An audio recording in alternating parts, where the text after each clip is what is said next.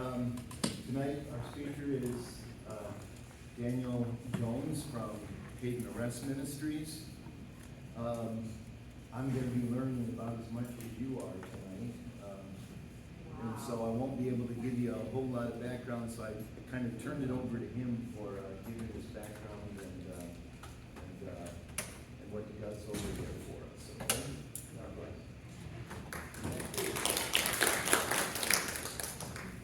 All right. Oh, look at that. I am on microphone. Beautiful. This is working out great. Thank you, Father Murphy, and thank you, St. Phil, for having me here today. As he mentioned, my name is Daniel Jones. I'm the executive director down at Hayden Arrest, which is right downtown, across from the courthouse there. We are Calhoun County's emergency homeless shelter, and we've been around since 1956. So coming up on 70-year anniversary this year. We kind of realized that the other day. We need to have an event or something. But 70 years here in Battle Creek. And originally we kind of were created to serve a population of war veterans, men from either World War II or the Korean conflict, who were on trains going between Detroit and Chicago and would stop in Battle Creek for a meal overnight. And so the rescue mission was started to offer them a meal, a nice shower and a cot overnight, and then a gospel message as well.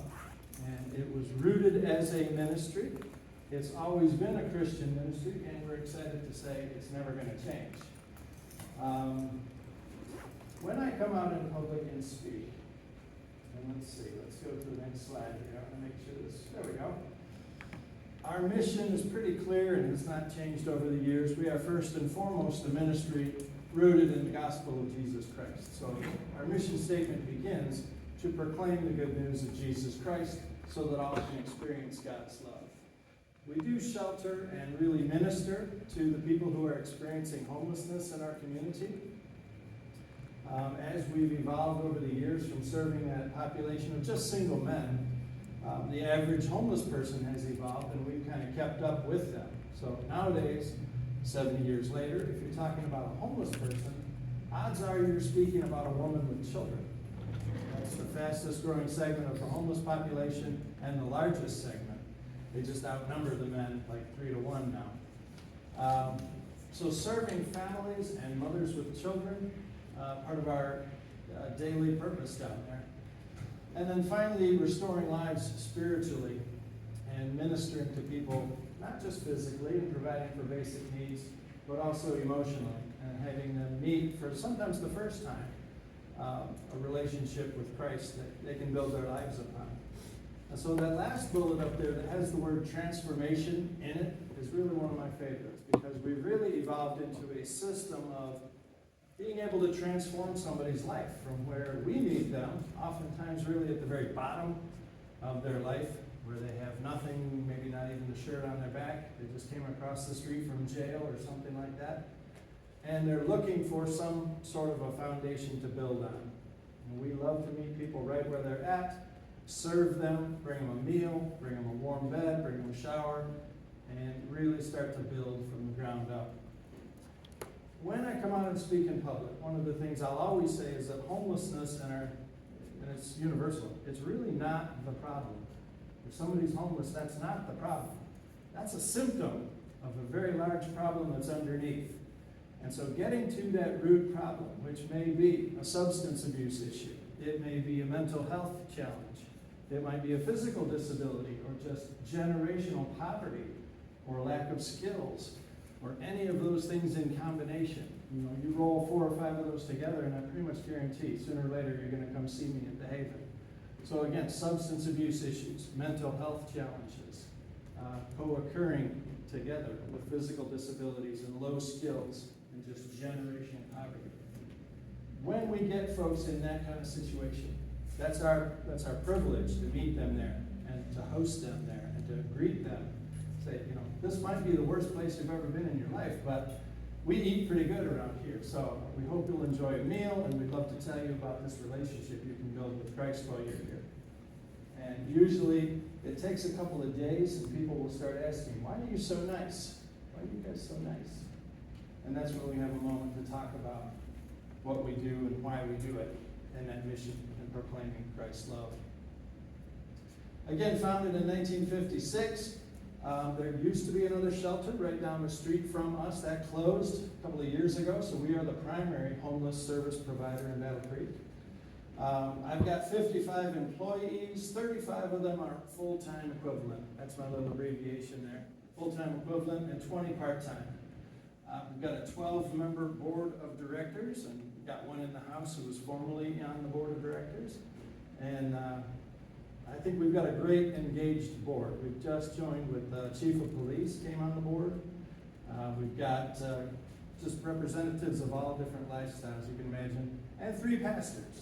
We've got the one from First United Methodist Church. We've got Pastor Larry French from First United Methodist Church. We've got Pastor Lorenzo Small from First Presbyterian, right across the street here.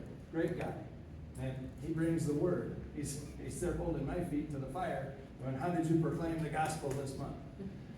And then finally, my church, my home church, St. Mark Lutheran Church, we've got our Pastor Chris Pavla on the board. And so they keep us focused and really grounded in Christian theology and focus there. Our core ministries, and there are several. Men's and women's shelters, you can imagine that's the basics, right? We've got a men's shelter, 50 beds, a family and children's shelter called Inasmuch House, and that's got 38 beds. We've got 2 life recovery programs, and one for men is right downtown at the Haven. The one for women is right up the street at the Emily Andrus Home, which we obtained back in 2013 and started the Women's Life Recovery Program. We've got a veterans program. The VA Medical Center sends us their homeless veterans, and a lot of times they stay with us for up to 6 months and make a lot of progress with us, sometimes more than they've made in years on the streets. But they come to us, and we are honored to serve our nation's veterans with a very special program. We have a license for an adult foster care for men who are not able to take care of themselves, usually with mental health challenges. A kitchen, and I'll come back to this kitchen point later. We serve about 95,000 meals a year. And if you do the math backwards by 365 days, it comes out about 250 meals a day. And again, we eat pretty good down there. I'm proof of that. So our partners at the food bank do a very nice job of keeping us supplied with what we need to make the meals and provide them. Inside our Children and Family Shelter, we have an educational support program for the children called Gain Access Program to really help the kids educationally get up to speed with their peers. And that won't happen in 30 to 60 days that they're in shelter with us, but that program will allow the kid to come back for up to 1 year after they leave shelter. And it's kind of a social, emotional learning situation where we get our arms around that child and help them get through some of the trauma of being through homelessness. And they can associate with other kids who have gone through and been in that trauma of homelessness. And so they really get a social support system that way with caring adults in our programs. Brand new ministry that just launched in the month of March called Haven Maternity Housing. And it says launching now in my presentation, but they launched in March. It is a home that we rented up on Main Street just for the purpose of having this maternity house. And we were brought this opportunity by a group of people who were really dedicated and said, we want to make a house that serves homeless women who are pregnant. And we went, well, that falls pretty close within our mission. Why don't we just kind of plug you in as a department of the Haven? You can use our tax-exempt 501c3 and run this thing out. And they did. They brought along their investment and all the people that were supporting them. Our board said, hey, we'll go when you guys raise a whole bunch of money to pay for your first year of operations. They did in about a month. And boom, now we have a maternity house up on Main Street. From day one, when they opened, we've had 4 women in there, and that's our capacity. It's a 4-bedroom house, and it's been great. The ladies are learning in a transitional housing kind of a program. They're learning life skills on how to prepare for a baby that's coming. Our first one's due here in June, and they're going to learn life skills like budgeting, parenting, preparing a meal that's nutritious and on their budget, even how they can access services and supports in the community that they're going to need. So it's a great little program, and I'm excited to see how that pans out. And then finally, the jail ministry. We do have chaplains that are on the Havens payroll that go into our local jails and bring the message of Christ into those jails. Hard to believe there's no atheists in jail. They're really popular people. They come in, and for bang for the buck, for the investment, we do provide salvations, baptisms, rededications. The most that you see in any of those ministries happen in the jail ministry. And bang for the buck, that's the best thing that we do. So, where are we? There's some acronyms in here, and I'll explain these things. About a year ago, I kind of came out to the public and said, hey, everybody, budget-wise, I can see that our men's and women's life recovery programs are so expensive, we're not going to be able to continue them unless we raise a whole bunch of money. And the number I used at the time was $300,000. That was a kind of a question to the community, asking, what do you value? Right? Are these programs valuable enough you want them to survive and succeed? And the $300,000, and we did raise that pretty quickly, was to get us to this accreditation. And the acronym up there is a mouthful. The Committee on the Accreditation of Rehabilitation Facilities, CARF. And that is a nationwide, global actually, accreditation agency, and they come in and look at your policies and procedures and how you do everything you do, and make sure it's by the book and dotted I's and crossed T's. And then they give you a 3-year accreditation that you guys are doing the right things. And so we achieved that in December of last year.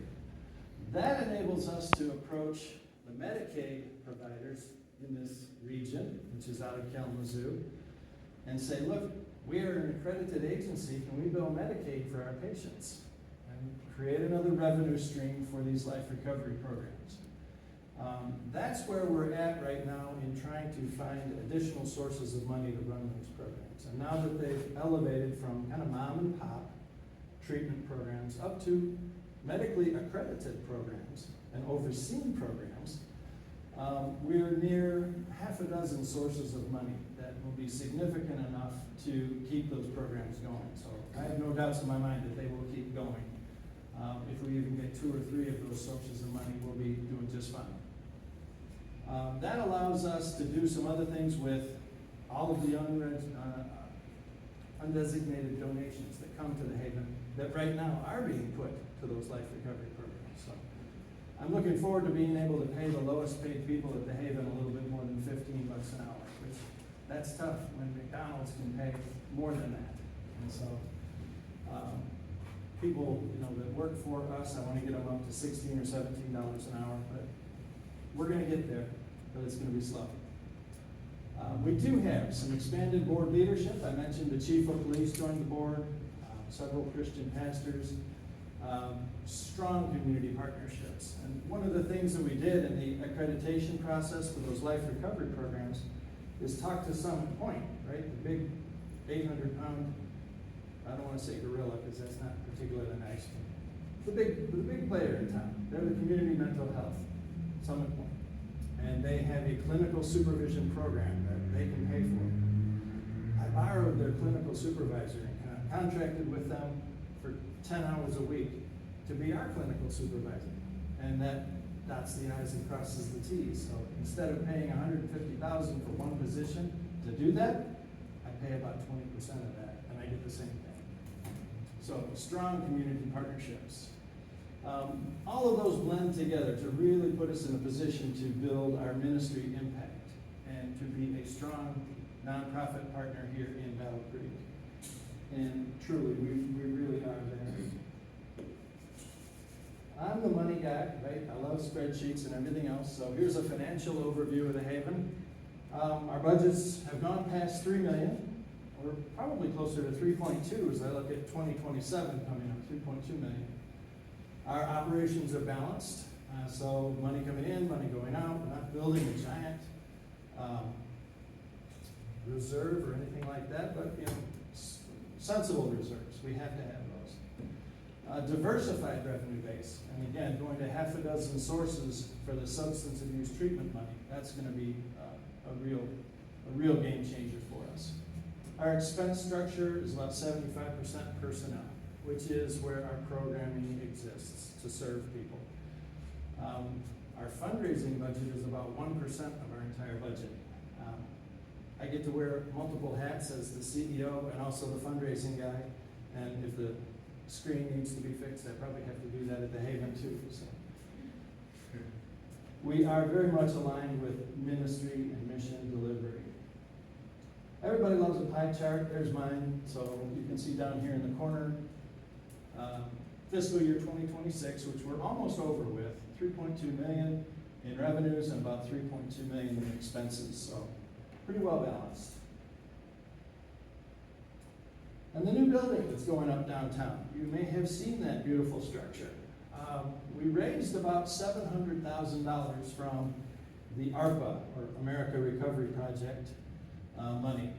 And it was $500,000 from the county, and no, $500,000 from the city, I'm sorry, and $200,000 from the county, $700 in total.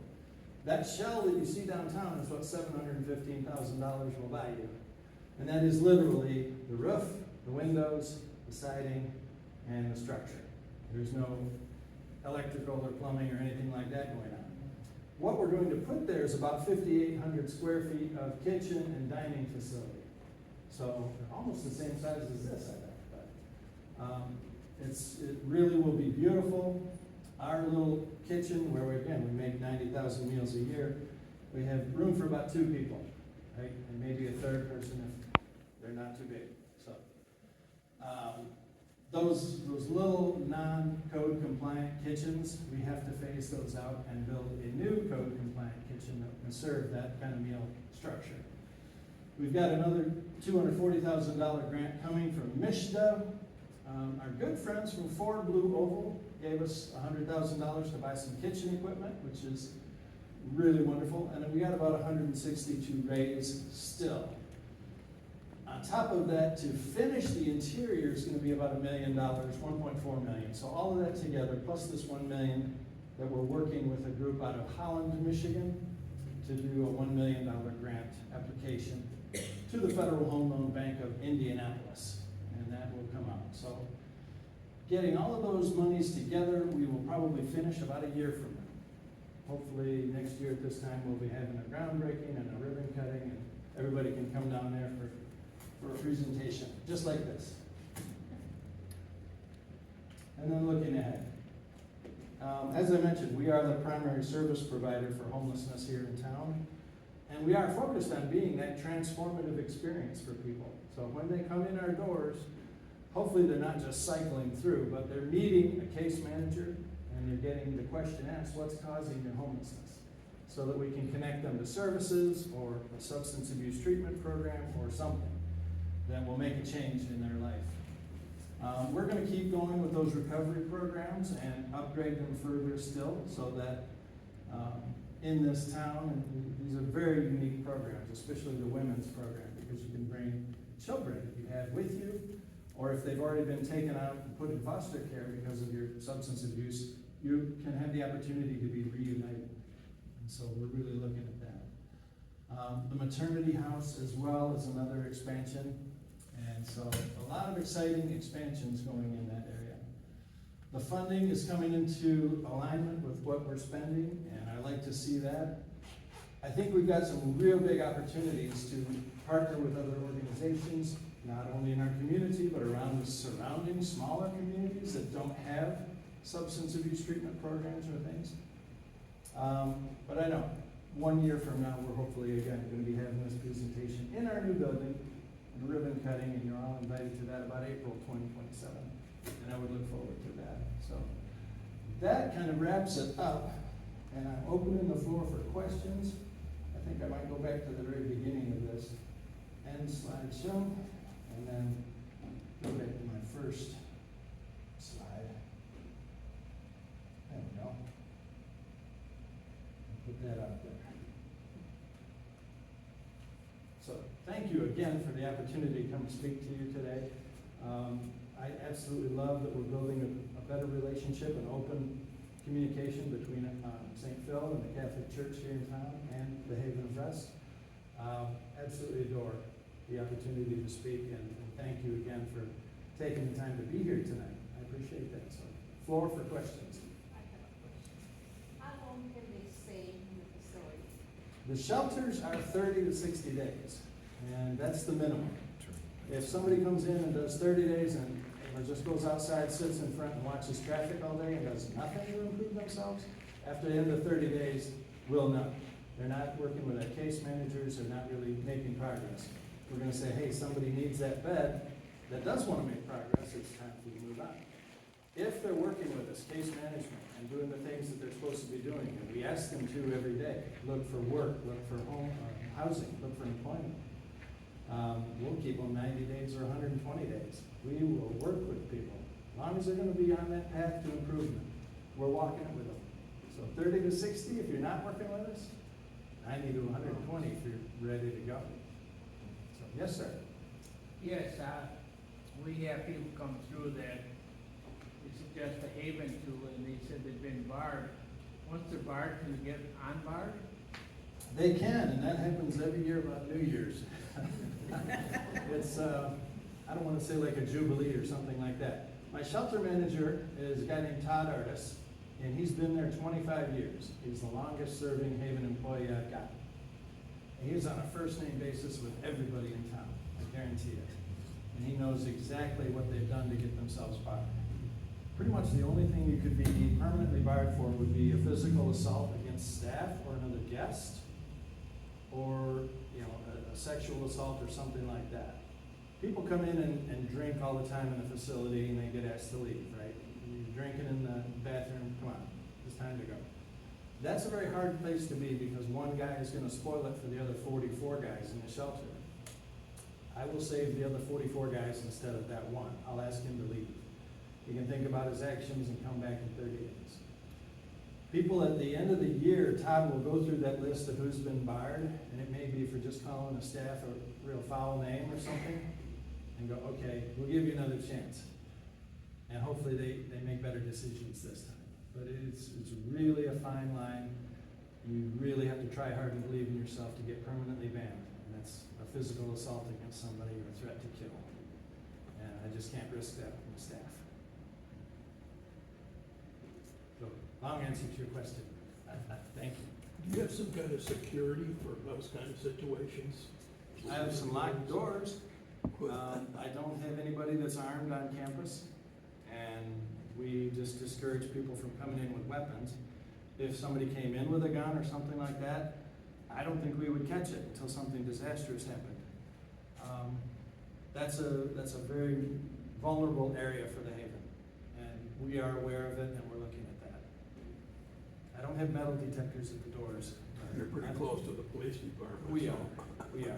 And again, Todd knows everybody on a first name basis, so he's like, hey, what are you doing here? Is that new building connected to the old building, or is it separate? It's all interconnected. So the front door of Inasmuch House now goes along a little hallway to the front door of the Haven, and everybody can walk indoors back and forth between the kitchen. So nobody has to go outside to get a meal anymore, which is what was happening before. The family and children's shelter would have to walk through the snow and the rain and the sleet and to get a meal. So. In the past, I know through the warmer months, we've had car wash. Yep. Car washes is fundraiser or? Best deal in town, it is. It's the best deal in town. It is, see? Men's Life Recovery does a car wash for $10 suggested donation, and they'll detail your car inside and out, and yeah. They do a great job. They do. I go home Friday afternoons after having my truck done and feel like president of whatever, you know, this is nice. Nice as the truck is all week, then I go mess it up. But yes, it's $10, it's Friday and Saturday, 9 a.m. to 3 or 4, however late they want to work it. But come down 9 or 10 in the morning, it's a good time. And the guys are super respectful. Hopefully they've always, you know, said yes sir, no ma'am, and things like that, so yeah. And it is a When does fundraiser. it Is start? that all year round? No, it just started a couple of weeks ago. It usually goes from now till late September, as long as it's over 50 degrees. I think they're outside trying to do that, so. Yeah, you should come down on Friday or Saturday. Do you have some kind of, does your program work, like the first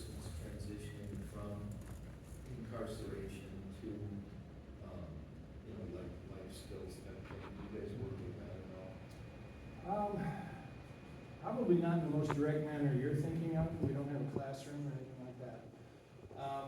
If somebody walked across the street from the jail, and this happens all the time, and they have nowhere to go, they're homeless, we'll put them into our men's shelter, or if it's a female, Inasmuch House. They will get a case manager assigned right away, and like, okay, what is keeping you homeless? You don't have a job, you don't have an ID to get a job, you don't have a mailing address or anything like that. Let's start with the ID. And there are programs to get an ID, so somebody the next day that they wake up, we go out, get your ID, and come back and report back. The next day, it's, okay, now we're gonna look for work. Here are some people that hire folks, even the ones that hire with felonies and things like that. Here you go. Check these out. You can get online with some computers at the Share Center and put your resume together. They will help you with that. So it's all these little life skills building up. And then if they get a job and they're still living at the shelter, we'll make them lunch to go out to their job. We'll give them a bus ticket to get out, do whatever, and try and support them as much as possible. And it's their day off. It's like, okay, now here's a list of landlords and places that you can go to get a house, or a room, or an apartment, or something. And we'll work with them on that. So it's all the way through that whole process.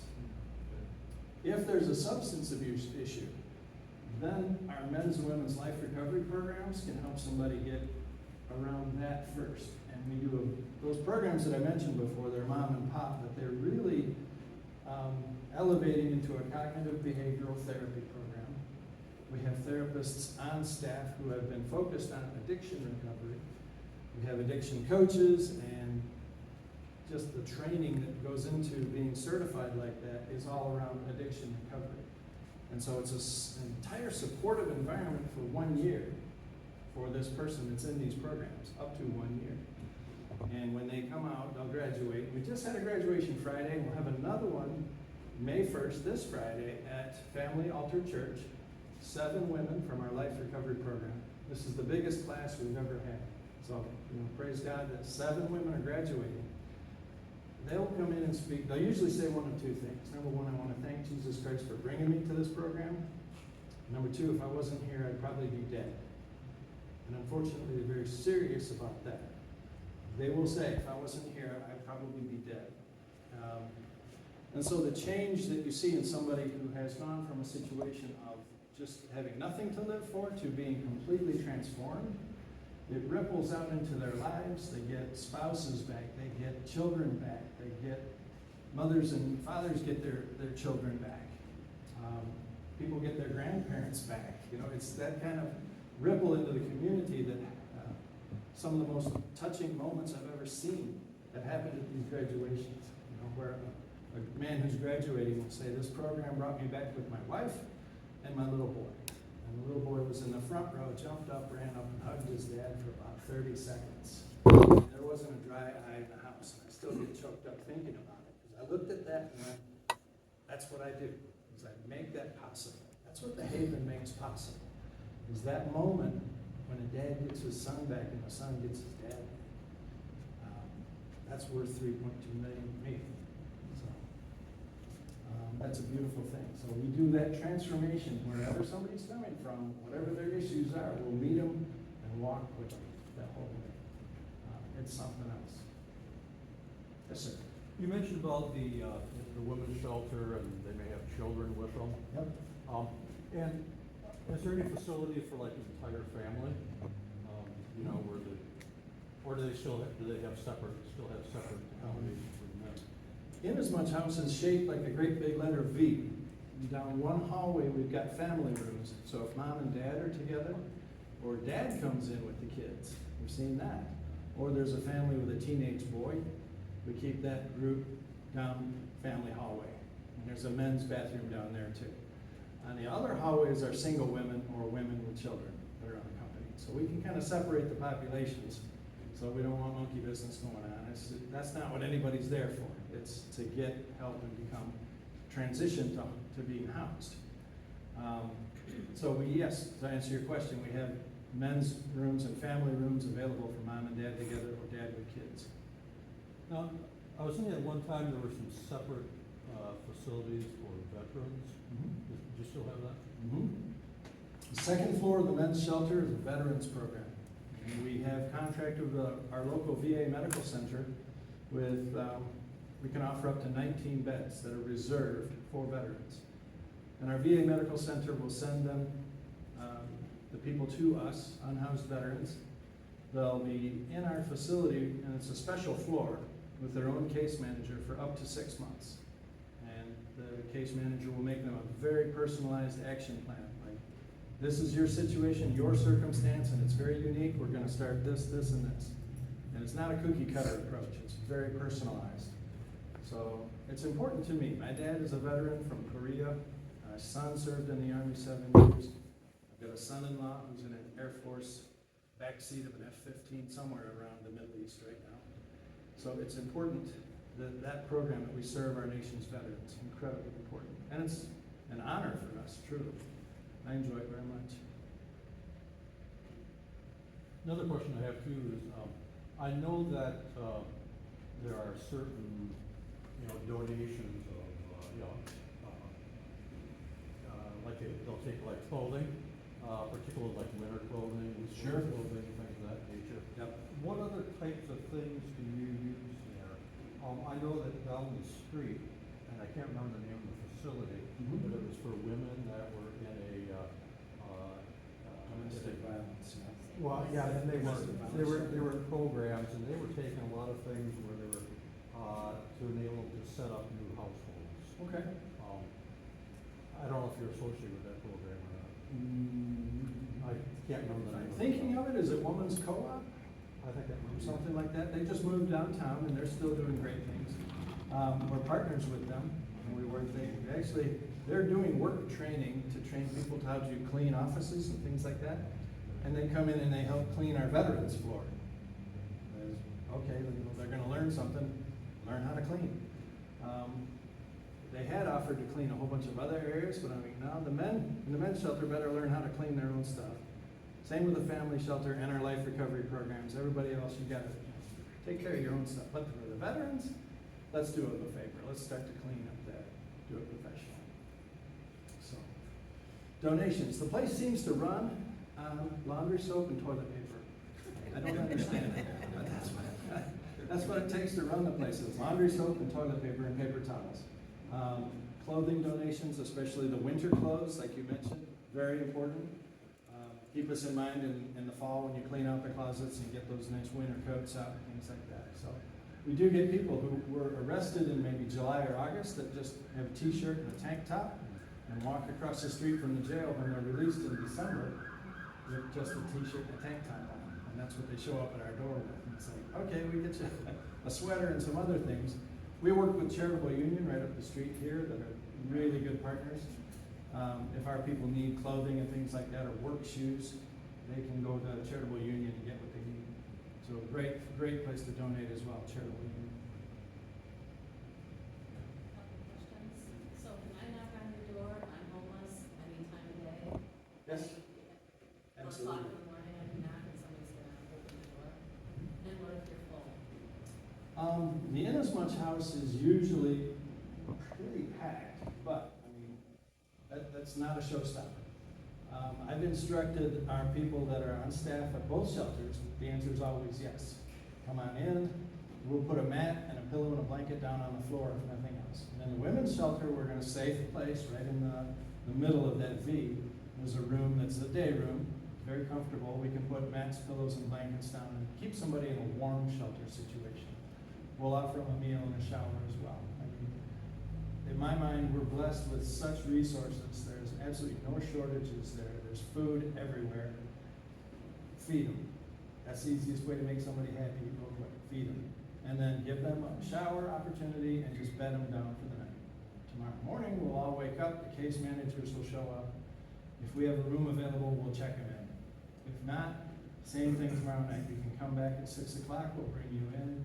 Just stay warm overnight. You know, we're never turning anybody away. And then come back, is that the If we're full, they would leave, yes. If it's 20 degrees or lower, and I picked that number because that's cold to me, 20 degrees, they don't have to leave. They can stay in. Men's shelter, same thing. The guy shows up and knocks on our door at 1 in the morning, come on in, just lay down, try not to throw up on somebody or disrupt somebody, because inevitably the guy at one end is drunk and high. Yeah, That's not a showstopper. yeah. Just don't be disruptive, go to sleep. Tomorrow morning we'll wake up and try and work with you. The maternity house that just opened, Mhm. will they be able to like have their infants and continue to stay together? Yes, and this is kind of a transitional housing program as opposed to a shelter. So this program for maternity house, and I've got a little flyer over here, that's where I'm going, is to teach life skills to, the 19-year-old that's pregnant. And they need to learn how to care for a child, they need to learn how to keep a household together. Sometimes they need to learn the basics, like why you want a good credit rating, or have a bank account, or a good relationship with your landlord, because that's never been demonstrated or modeled for them before. So it's a lot of new learning in a lot of cases. So they'll be able to stay after the infants born, so get on their feet. I think the program was intended to be up to a year, maybe 18 months at most. So in that 12 months or 18 months, we're gonna see a lot of progress. We would want them to be independent. We don't want them to create a situation where they can only survive in our house. And so all the ladies that are there now, I think 3 out of the 4 are working, and the 4th one may not be working because she's about 8.5 months pregnant. So we're gonna try and get them to independence over time, yes. I mean, I just think it's just so overwhelming when you go in and have no car, no job. I mean, things are expensive True now. Yeah. I mean, they just work.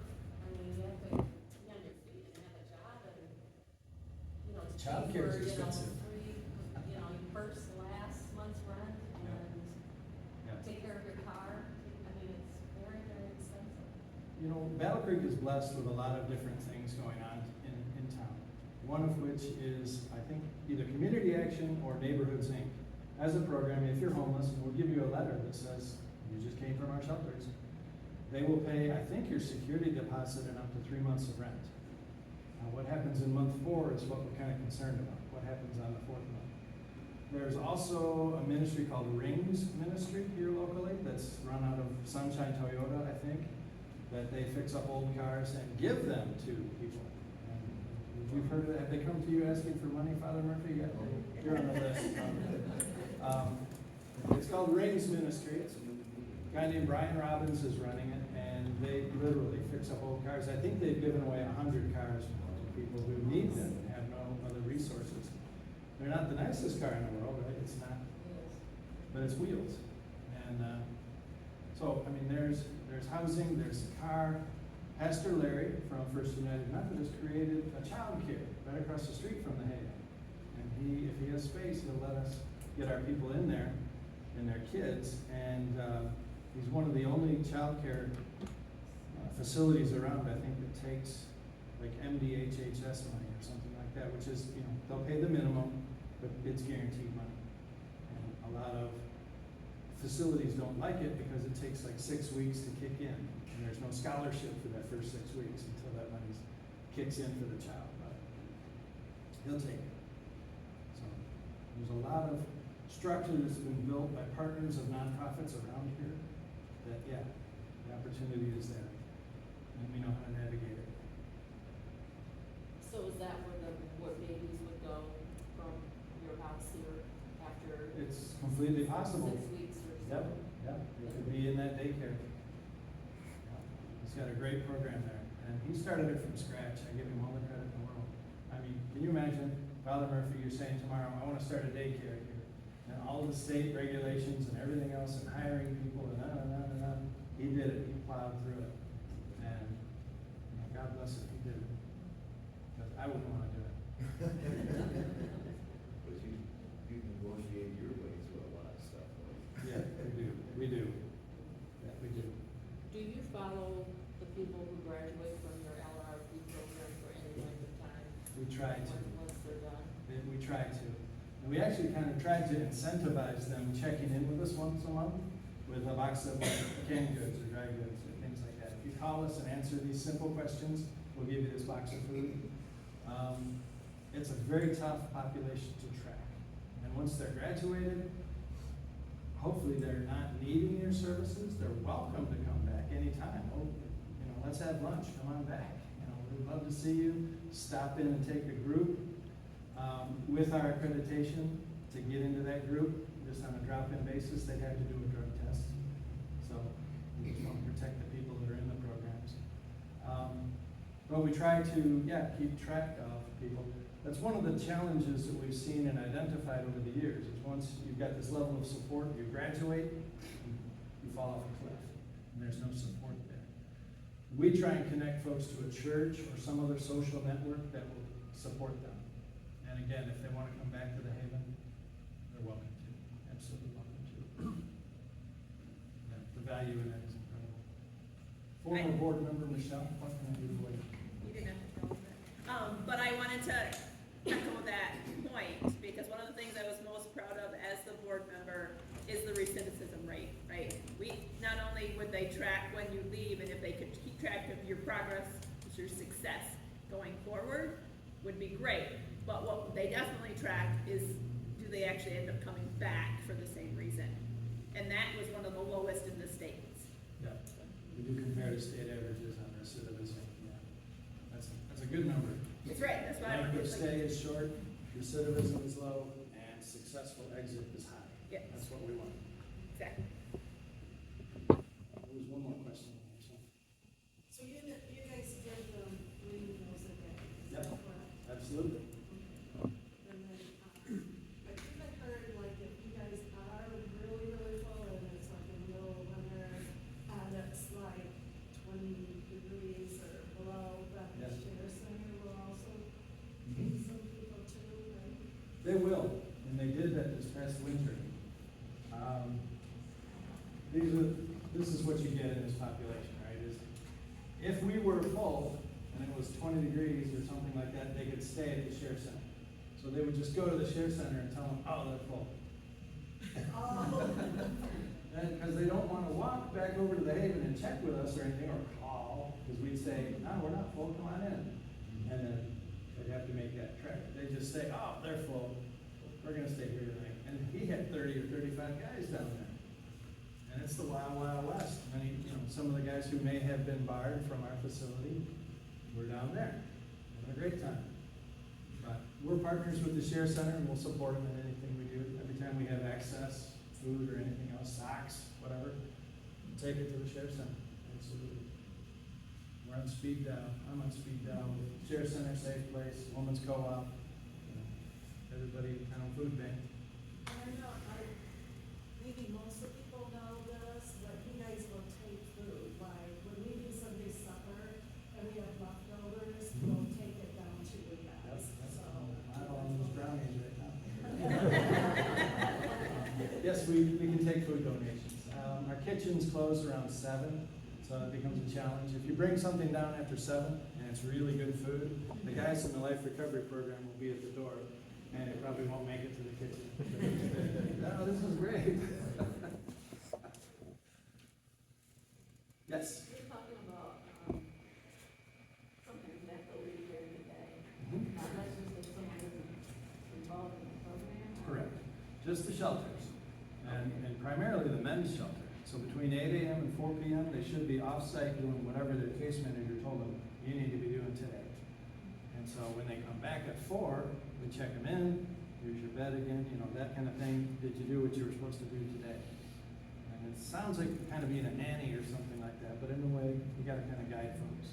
Is there a limit of things that you bring in, like a personal property? Because I heard somewhere that they don't come there because they can't bring in whatever, and it might get stolen outside, or I don't know. We have a safe room for personal property that people can put things in, and it's locked.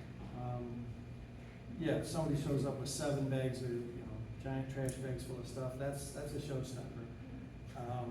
What I find most interesting is people refuse to let go of their animal. Like they come in with a little emotional support anaconda or something. And bringing in a dog, and unfortunately, that dog might not be trained. It might nip at a kid who reaches out to it, or somebody could be deathly allergic to dogs, and you're putting them right next to it. You don't know. So we can't have animals in our shelter. That's a challenge, and we've got a local veterinarian that will help us take that animal for a couple of weeks and make sure it's healthy and do the, vaccinations and things, which is a great service. But still, people won't give up their animals. They'd rather sleep in a car in Walmart's parking lot and keep their dog than come in. So, yeah. What, you have, I'm assuming you have a volunteer program? We do. So, yeah. We do. Our volunteers, we have to do a background check because we have children on site, so it's a quick background check. But the volunteers can come in and work with our populations. I absolutely love retired teachers or nurses or things like that.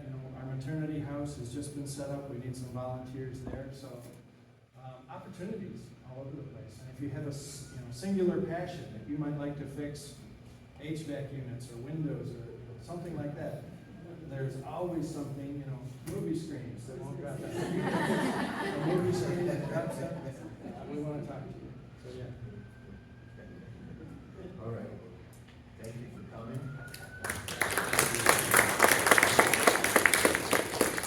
It's never dull, that's for sure. You have emergency medical in any way there? Other than a defibrillator,